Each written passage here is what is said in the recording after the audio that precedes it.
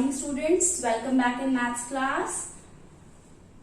Today we are going to continue exercise 3D for grade 6 and topic is whole numbers. So let us do question number 9. Question number 9 is a statement sum. A car moves at a uniform speed of 75 km per hour. How much distance will it cover in 98 hours? अब car की हमें दो चीजें दे रखी हैं. Car की uniform speed दे रखी है. यूनिफॉर्म स्पीड मतलब एक जैसी है, वो ना कम होती है ना ज्यादा, एक जैसी ही है स्पीड उसकी. फाइन. क्या है दे रखी स्पीड? 75 kilometre per our. ठीक है, 1 आवर में 75 किलोमीटर्स. नाउ नेक्स्ट स्टेप क्या है? How much distance will it cover in 98 hours. 98 hours में ये कितना डिस्टेंस कवर करेगी. हमें क्या फाइंड आउट करना है? डिस्टेंस फाइंड आउट करना है. ठीक है, जो जो चीजें दे रखी है वो हम लिख लेंगे. गिवन स्पीड आपके पास 75 किलोमीटर पर आवर है. Time is 98 hours. ठीक है. Next one is the distance.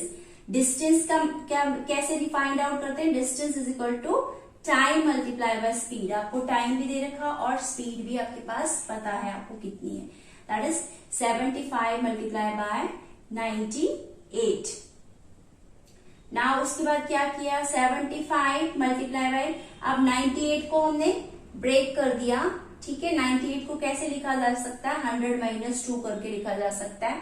Fine. अब डिस्ट्रीब्यूटिव प्रॉपर्टी लगाई. डिस्ट्रीब्यूटिव प्रॉपर्टी कैसे होती है? 75 को हमने 100 से मल्टीप्लाई करना है पहले, फिर उसके बाद में कौन सा साइन है? यहाँ पर माइनस का साइन है. फिर 75 को 2 से मल्टीप्लाई करना. फाइन. अब यहाँ पर ये मल्टीप्लाई करके आ गया 7500 आ गया आपके पास. 100 से मल्टीप्लाई किया और 75 को 2 से किया तो आपके पास 150 आ गया. ठीक है, अब दोनों को माइनस कर देंगे. 7500 माइनस 150, तो आपके पास क्या आ जाएगा answer? 7350 kilometre distance is covered in 98 hours. ये आपका आंसर हो गया. ठीक है. Now move to the next question. A dealer purchases 139 VCRs if the cost of each set is given, that is 24,350. Find the cost of all the sets. जो उन्होंने 139 sets खरीदे उसकी कॉस्ट पता करनी है, टोटल कितनी होगी. 1 सेट की आपको कॉस्ट बता रखी है, दैट इज 24,350. अब हमें इसमें सोल्यूशन में क्या करना है? पहले जो हमें चीजें दे रखी है वो लिख लेंगे. पहले आपको दे रखा 1 सेट की कॉस्ट. ठीक है, दैट इज 24,350. अब कितने सेट्स हैं हमारे पास? 139 सेट्स हैं. तो कॉस्ट ऑफ 139 सेट्स की क्या हो जाएगी? दोनों को मल्टीप्लाई कर दोगे. 24,350 मल्टीप्लाई बाय 139. अब 139 को हमने ब्रेक कर दिया. 139 को हमने लिख दिया 200 माइनस 61. ठीक है. अब फिर से डिस्ट्रीब्यूटिव प्रॉपर्टी लगा देंगे. डिस्ट्रीब्यूटिव प्रॉपर्टी में क्या था कि पहले आपने 24,350 को 200 से मल्टीप्लाई किया, फिर सेकंड में माइनस का साइन लगाएंगे, फिर उसको 24,350 को 61 से आपने मल्टीप्लाई कर दिया. ठीक है. उसके बाद आपने ये मल्टीप्लीकेशन के बाद देखो यहाँ पर मल्टीप्लाई करेंगे 200 से. पहले नंबर ऑफ जीरोस लिख लो, 3 जीरोस हैं. फिर उसके बाद सारे के सारे नंबर को, मीन्स यहाँ पर 2435 बच गया, उसको 2 से मल्टीप्लाई कर लोगे. सिंपल मल्टीप्लीकेशन है, लंबे वे में करने की जरूरत नहीं है. सिर्फ आपको 2 से ये सारे नंबर को मल्टीप्लाई कर देना, नंबर ऑफ जीरोस ऐड करके. ठीक है. उसके बाद आपने ये इसको आपने रफ में करके देख लेना, ये वाले नंबर को, जैसे मैंने यहाँ पर रफ में किया हुआ है आपके सामने. इस तरह से यू कैन डू इट. ठीक है. जीरो अलग से करके बाकी सारे नंबर को आप मल्टीप्लाई करके देख सकते हो. ठीक है. यहाँ पर आपके पास ये आंसर आ जाएगा. इट इज 48,70,000 और यहाँ पर आपके पास आ रहा है 14,85,350. अब इसको जब हमने माइनस किया, रफ में माइनस करके देख लेंगे आप. ठीक है. तो आपके पास 33,84,650 आंसर आ जाएगा. That is the cost of the 139 sets. Now move to next question. Going to read question number 12 for you. Question number 12 is 50 chairs and 30 blackboards were purchased for a school. If each chair costs rupees 1065 and each blackboard costs rupees 1645, find the total amount of the bill. आपको total amount find out करना है. अब आपको क्या क्या चीजें दे रखी हैं. आपको चेयर्स बाय करी है, ठीक है, एंड बोर्ड्स बाय करे हैं स्कूल के लिए. कॉस्ट ऑफ 1 चेयर दे रखी है और हमें फाइंड आउट क्या करनी है, 50 चेयर्स की कॉस्ट फाइंड आउट करनी है. कैसे करेंगे, मल्टीप्लाई करके, ठीक है. तो cost of 1 chair is this 1065 rupees. 50 chairs की क्या हो जाएगी, मल्टीप्लाई बाय 50. फाइन. तो आपके पास आंसर में मल्टीप्लाई करके आपके पास आ रहा है 53,250. कैसे, क्योंकि यहाँ पर 0 है, 0 के साथ 0 लगा दीजिए. 5 को 5 के साथ मल्टीप्लाई करोगे 25 हो जाता है. 5 6 30 प्लस 2 32 एंड 5 1 5. फाइन. इसी तरह से कॉस्ट ऑफ 1 बोर्ड आपके पास है, दैट इज 1645.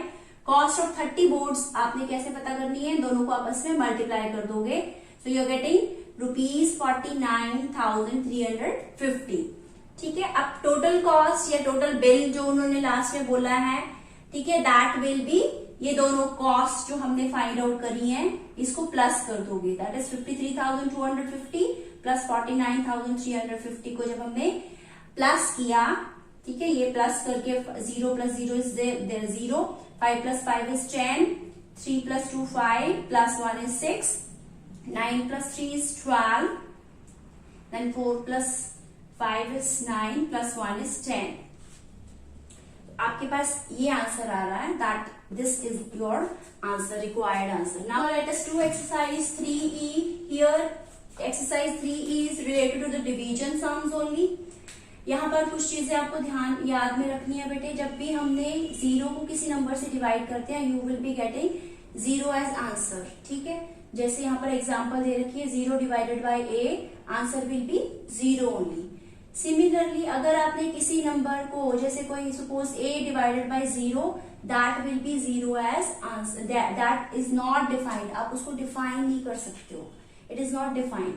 अब next one is division algorithm. Division algorithm में क्या होता है, dividend is equal to divisor multiply by quotient plus reminder.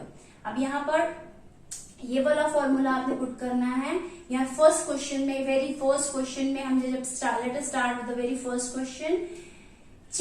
Divide and check your answer.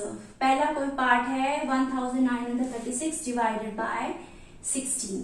अब यहाँ पर सिंपल डिवीजन जैसे हम करते आए हैं पिछली क्लासेस में, सेम वे में करनी है. यहाँ पर पहले आपने 16 इज योर डिवाइजर एंड 1936 क्या है आपका डिविडेंड है. तो हमने डिवाइड किया. 16 1 16, 19 माइनस 16 विल बी 3.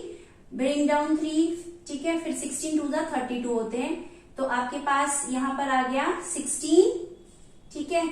और फिर से क्या करेंगे, 16 1 16, लास्ट में आपके पास आंसर आ गया, ठीक है. रिमाइंडर क्या बच गया, 0. अब इसको हमने चेक करना है. तो फॉर्मूला जो हमारा एल्गोरिदम वाला था वो हमने यहाँ पर पुट कर दिया. Dividend is equal to quotient. Q means quotient, D means divisor plus remainder, R means reminder.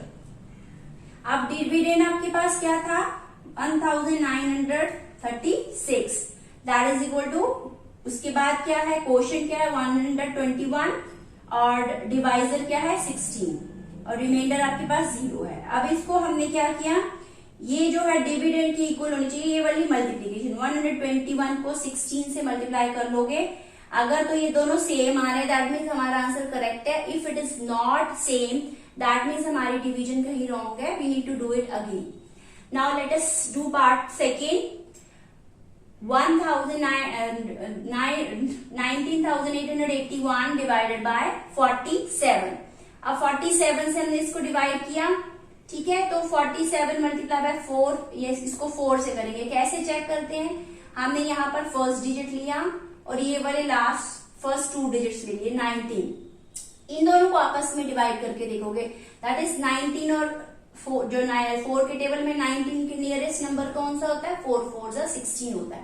That's why we are doing it by 4. तो ये हो गया 188।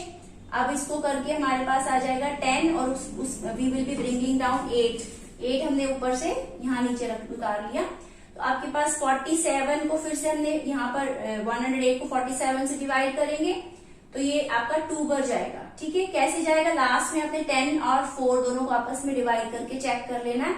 ठीक है, तो 4 के टेबल में 10 का नियरेस्ट क्या होता है, 4 2 जा 8 होता है। ठीक है, तो इसलिए हमने इसको 2 से किया, that is 47 multiply by 2 is 94। इसी तरह से माइनस किया तो यू आर गेटिंग हियर 40 और ऊपर से हमने 1 उतार लिया, 141 हो गया। ठीक है, 47 3 जा 141 होते हैं। अब इसको चेक करेंगे, रिमाइंडर आपके पास 0 बच गया और क्वोशिएंट आपके पास क्या है 423। हमने फॉर्मूला पुट किया डिवीजन एल्गोरिथम का, तो चेक करने के लिए dividend is equal to quotient multiply by divisor plus remainder. अब वैल्यूज पुट कर देंगे, क्वोशिएंट क्या है 432। ठीक है, और डिवाइजर 47 है। अब इन दोनों को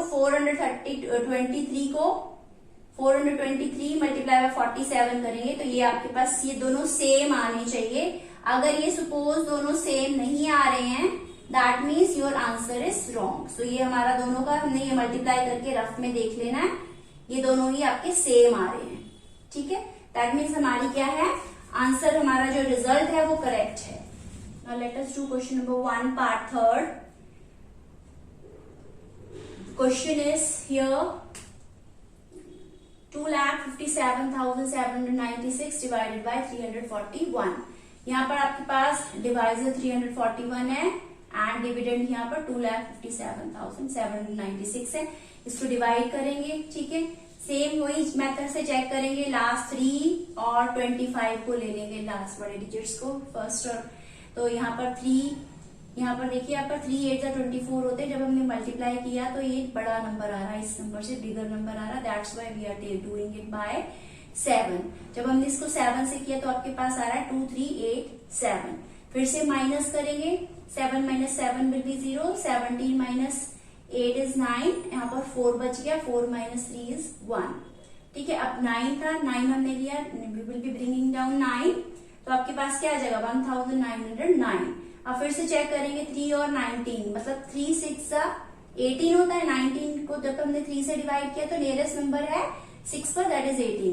जब हमने इसको मल्टीप्लाई करेंगे you are getting the bigger number, ये वाला नंबर आ रहा है, दैट मीन्स हमने पिछले नंबर पर जाना है, दैट इज 5 पर गए हम। ठीक है, तो आपके पास आ जाएगा 1705। यहाँ पर सब्ट्रैक्ट करेंगे तो यू आर गेटिंग 2046। ठीक है, 6 हमने नीचे ले आए 6 को, तो पूरा पूरा डिवाइड हो रहा है 6 पर। यहाँ पर 341 को जब हमने 6 से मल्टीप्लाई किया यू आर गेटिंग 2046। यहाँ पर रिमाइंडर आपका 0 है, क्वोशिएंट इज 756। अब हमने इसको चेक करना है, dividend is equal to quotient multiply by divisor plus remainder. Remainder तो हमारा 0 ही है, मतलब हमने ये दो नंबर्स क्वोशिएंट और डिवाइजर को मल्टीप्लाई कर देना है और डिविडेंड के इक्वल हमारा आंसर आना चाहिए। ये हमने जब मल्टीप्लाई करके चेक किया so we are getting the same answer, that means हमारा जो क्वेश्चन है वो करेक्ट है। That's all for today.